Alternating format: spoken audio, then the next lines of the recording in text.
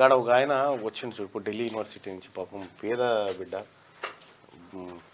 First second semester ఫీజులు కట్టుకుని కానీ సెకండ్ సెమిస్టర్ అది థర్డ్ ఫోర్త్ సెమిస్టర్ మంచి ఎంఏలో క్రిమినాలజీలో చేస్తూ ఉన్నాడు. ఓకే ఓకే ఢిల్లీ యూనివర్సిటీలో. ఇట్రా బ్రదర్. ఓకే ఏం పేరు నాన్న? ఇట్రా అటు డోర్ పెట్టు.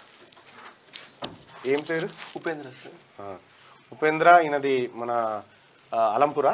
అలంపూర్ సార్, జోగులాంబ అలంపూరు.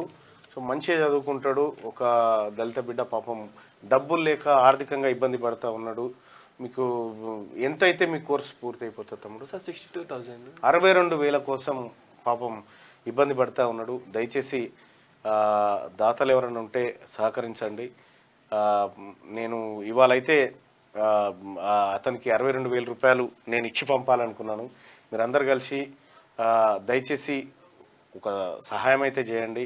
ఎందుకంటే పేద వర్గాల బిడ్డ చదువుకోవడానికి ముందుకు వచ్చిండు. ఏం చదువుతా ఉన్నావు? ఎక్కడ చదువుతావు? Sir MA criminology. సో మా ఇన్స్టిట్యూట్ వచ్చి national institute of criminology and forensic science university. So ఇది ministry of home affairs, government of India. So ఇప్పుడు సెకండ్ ఇయర్ కంప్లీట్ అయిపోయింది. నేషనల్ ఇన్స్టిట్యూట్ ఆఫ్ క్రిమినాలజీ ఢిల్లీలో, న్యూ ఢిల్లీలో ఉంటుంది. ఒక 62,000 రూపాయలు అవసరమని చెప్తా ఉన్నాడు.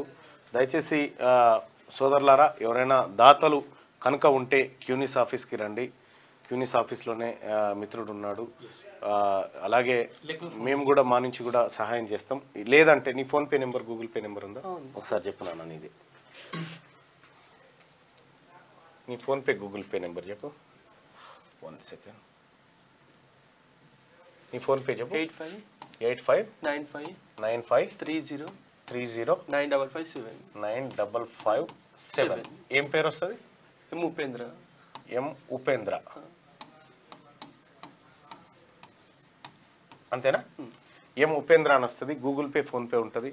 తోచిన సహాయం చేయండి దయచేసి సోదరులారా. పాప మా బిడ్డ చదువుకుంటారంట, చివరి దశలో ఉంది ఎడ్యుకేషన్. మంచి ఏదో చిన్న పల్లెటూరు నుంచి ఢిల్లీ యూనివర్సిటీకి పోయి చదువుకుంటా ఉన్నాడు. మినిమం ఫీజులకు కూడా డబ్బులు లేనటువంటి పరిస్థితి, పేదరికంలో ఉన్నాడు. సహాయం చేయాల్సిందిగా మీ అందరం రిక్వెస్ట్ చేస్తా ఉన్నా. Thank you so much. Right, like చేయండి.